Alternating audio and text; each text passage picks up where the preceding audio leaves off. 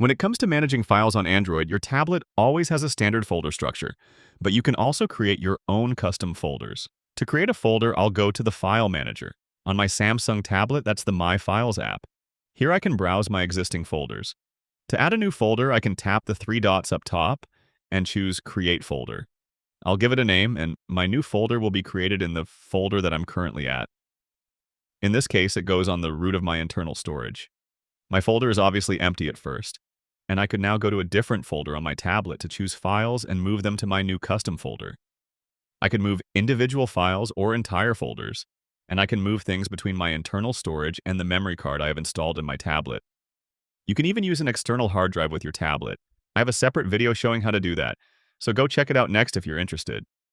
You can also have your new folder added to your home screen. If I go back and tap and hold my folder, I can then tap the three dots on the bottom right corner and choose Add to Home Screen. This puts the folder on my home screen, and I can quickly access it with a simple tap without having to navigate through my file manager. Not every tablet will have this feature. Samsung makes it easy, some others don't have it, so it's sort of dependent on which model you're using. And that's how you create folders.